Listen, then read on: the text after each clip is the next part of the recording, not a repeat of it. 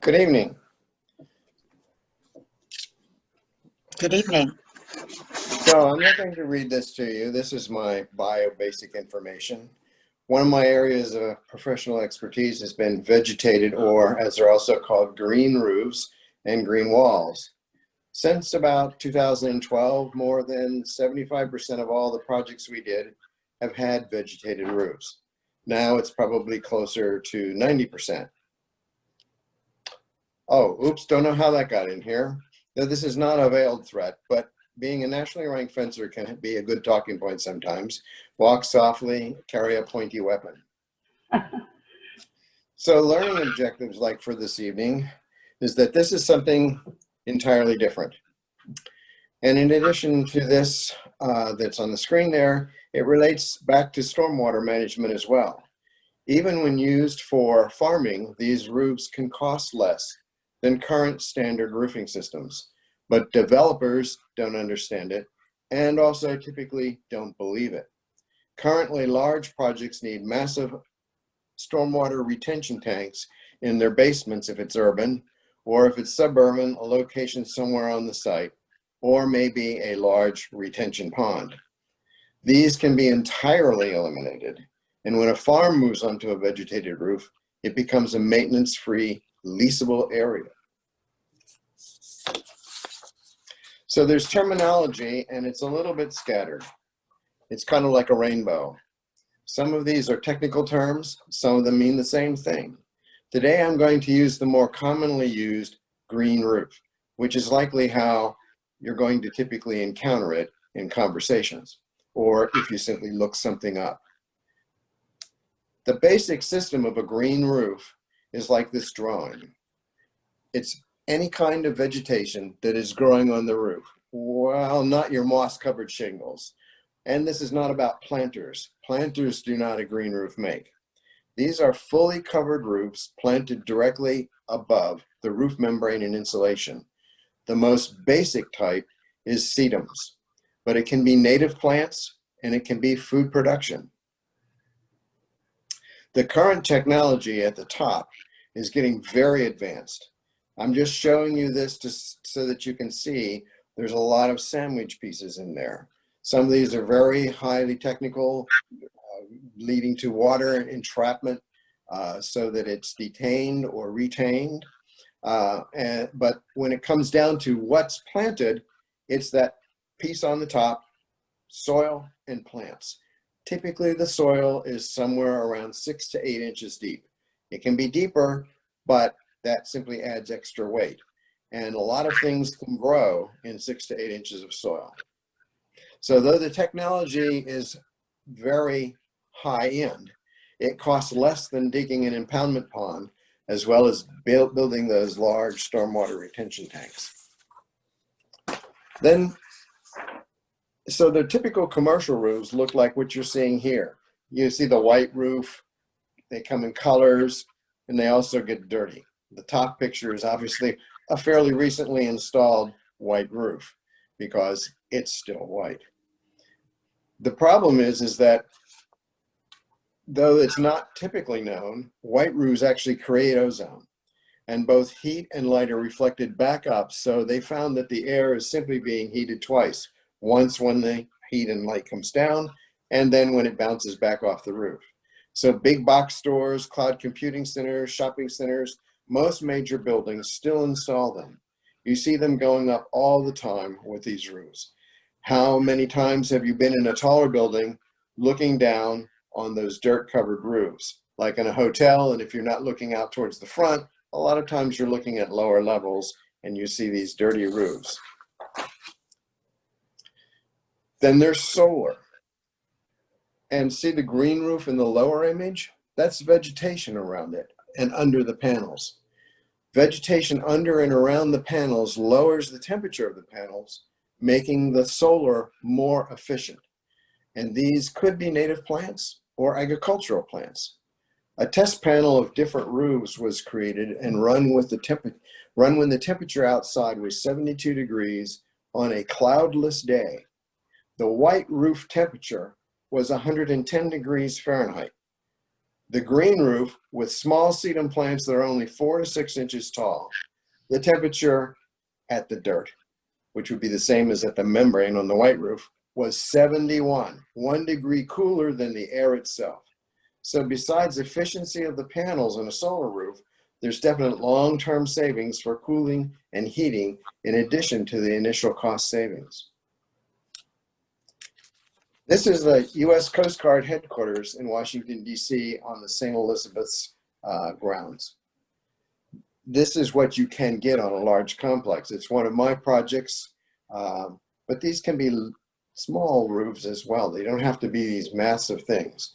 And actually in this picture, as a matter of interest, is that all those courtyards are actually all roofs. Everything you see here is like 100% roof because this building is 7 stories underground. So urban architecture or agriculture, it's like groceries on the roof. This is a project that I did, probably about 5 years ago now. 2 years after it was completed and without any knowledge in the architectural firm that did it, the developer was approached independently by a rooftop farming company interested in leasing the roof as a rooftop farm. The delay was that this area was very new. It's the Pike and Rose area in Bethesda. So a lot of buildings were being torn down, a lot of buildings were under construction. No one knew what was going to be finished when. But as it was developed and attracted other high-rise residentials along with a thriving restaurant area, it met the economic model of a rooftop farm. What you're looking at now are rows of vegetables grown for commercial purposes on a roof. Here's another picture of it. It's now a farm selling produce directly to the restaurants in the immediate area and to the tenants of the apartments and condominiums. And any unsold produce is donated to food assistance homeless shelters. Remember those images of dirty white roofs? All the owner really wanted when he was designing the building with us was something that his tenants higher up in the building could look down on something more pleasant than a dirty white roof. He had us design a very standard sedum roof. Now it's even more interesting. You cannot put machinery on the roof or you risk damaging the roof membrane. All the cultivation is done by hand. So some days you get to look down on planting and harvesting work. How cool is that? Think of the kids living here. They get to see and understand food production at the source, the next best thing to growing up on a farm.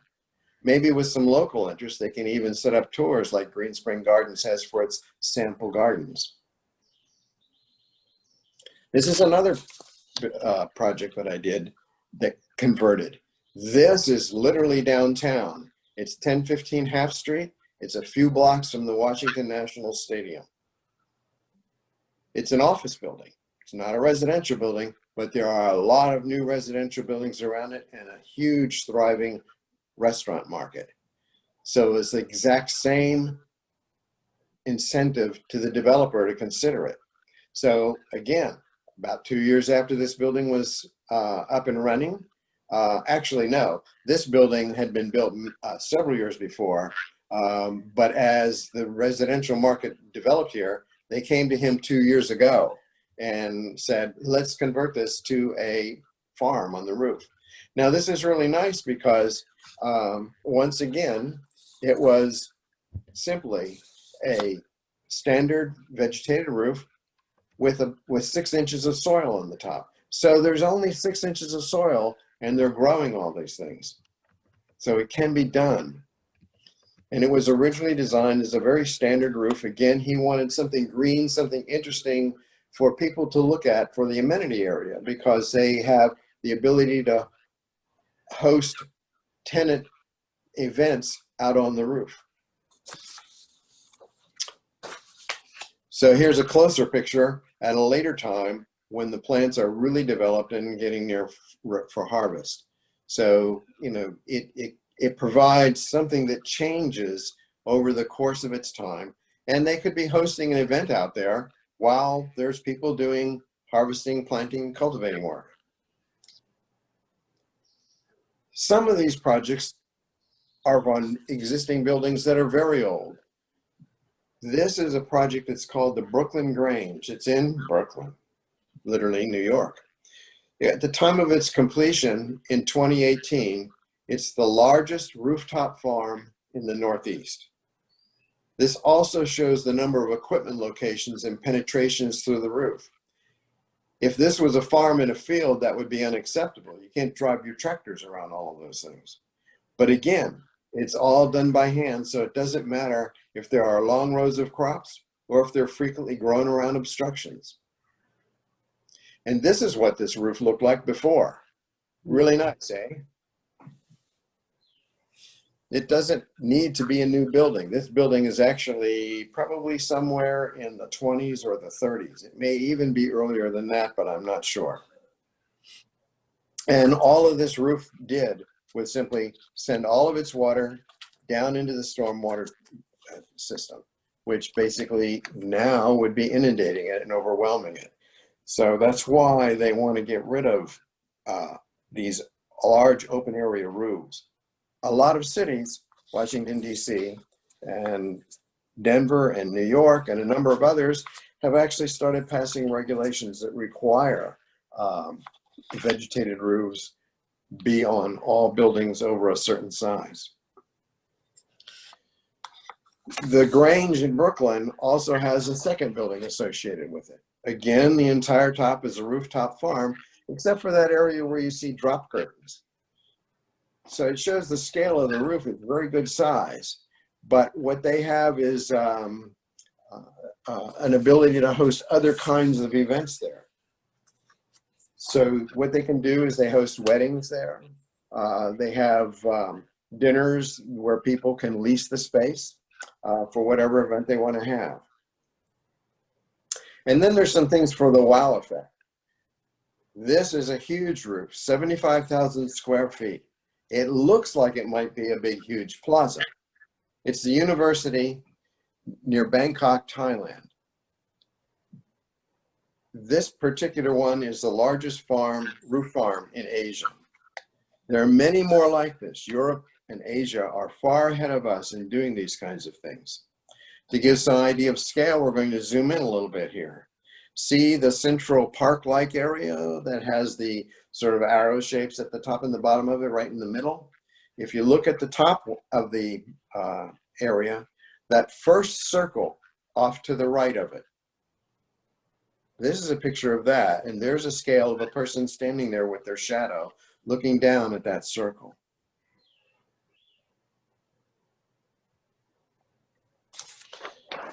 And here's a detail looking off to the side with more ideas of the scale of people walking around in these smaller areas. So this is a better sense of the scale, seeing all the gardening activities that could be going on. The rooftop farm is open to anyone who wishes to grow rice, vegetables, and herbs. Anyone, like garden plots. This is happening all over Asia. And there's an interesting thing, a study has recently been published, I think it was December 2018, that studied the various cities around the world, and that if you had urban roof farms, they could supply almost the entire recommended consumption of vegetables for city dwellers while cutting food waste and reducing emissions from the transportation of agricultural products. You can look this up on the web, like I have there in the quotes, and that's the actual study, Global Geospatial Ecosystem Services Estimate of Urban Agriculture. So then there's hospital roofs. They have for a long time now, really long time, it's a long time in terms of vegetated roofing, like say the past 5 years, really been starting to use their roofs as rehabilitation spaces. This particular project here won an award. It's in Cincinnati. But what you could think of happening here is this could be not just a place to go and meditate or walk around and be with the environment, but these could be garden areas. Like the Master Gardener's Training Manual has an entire chapter devoted to this topic. Hospitals in urban areas could not only be respite spaces for patients like this example, but these could easily have rooftop gardens or farm elements, perhaps cared for by the patients themselves. And individual applications abound. Here's a single family home in the bottom picture with a vegetated roof on it. Anything that can grow in 6 inches of soil could grow on this roof. The other is more like an apartment building. It's actually in Europe, and it's showing you that a fairly steep slope surface can support vegetation growing that wants to grow in a vertical kind of thing. Just consider it's like growing on a hill. But yes, these systems can be on a slope like this. They don't slide off. They don't have landslides, so to speak. They have whole systems that keep them supported. And think of other kinds of applications. This could be a trellis. It could be a roof shed. It could be a carport or a planted area on an existing deck. Just think about that for a moment. Anything that is flat can be really easily planted. All you have to do is plant it and it works. They make tray systems and that are very shallow, but if you want to do agriculture, you probably really need to be in that 6-inch range. Anything you have a good roofing membrane on, you can put plants over top of it. And they could be other kind of small areas. Here's a residential complex in Michigan.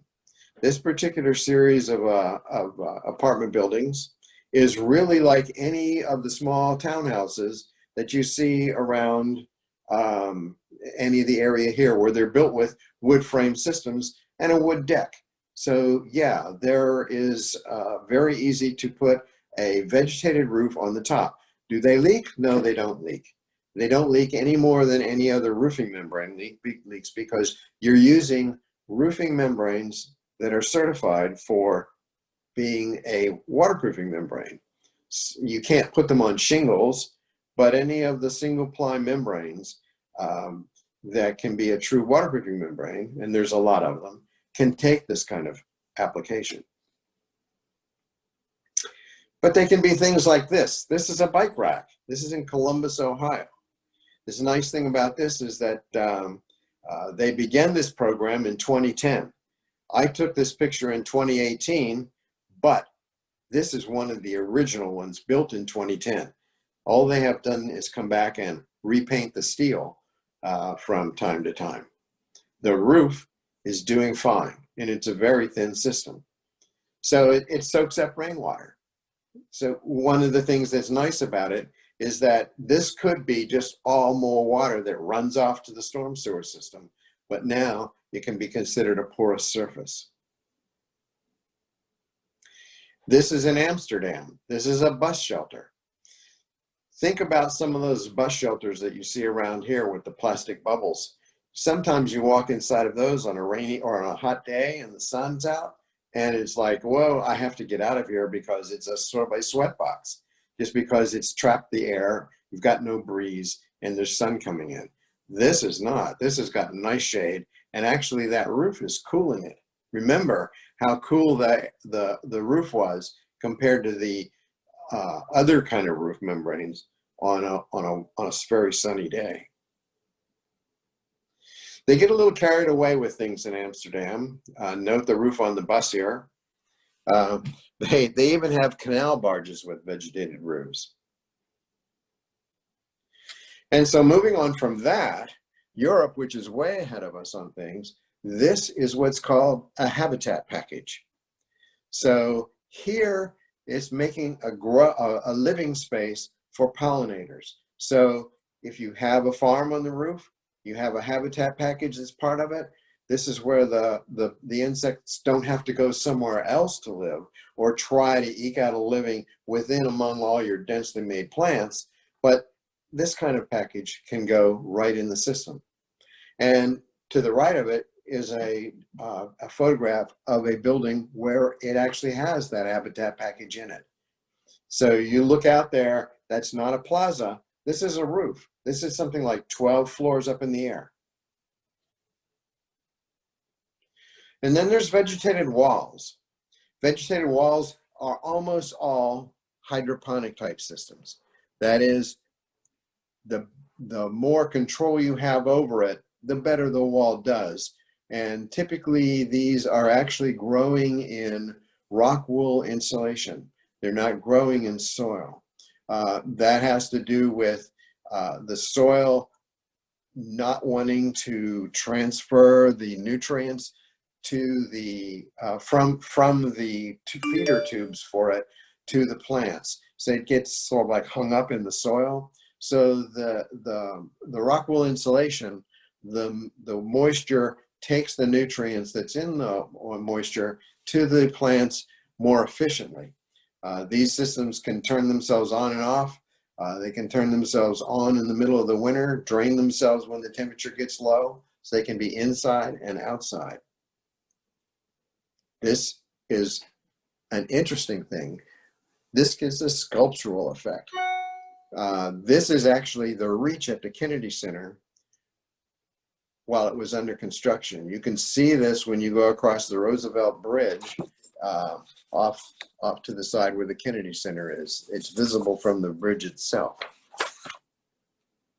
There's just a little extra benefit of sculptural effects. And this is the German embassy in Washington, D.C., which is viewable from Reservoir Road. This is now in it's completed its second summer and has gone through 2 winters as well. And you can see this when driving by the embassy, looking off to your, looking in the uphill direction as you drive by. So this is another one of those that's actually growing in rock wool insulation. What's its lifespan? Its lifespan is somewhere greater than 10 years, probably 20 years. But they come out in this part of a maintenance plan. They do maintenance on these. I just thought I would put that in. That's not urban agricultural, but it could be. They don't have to be this tall. They can be shorter. So that's where we are. And yes, when I did go to Canada, I won medals, the gold medal and the bronze medal for teams. And now I have to say, in closing, a word for our true sponsor. I bow to the planet, to the kingdom of plants.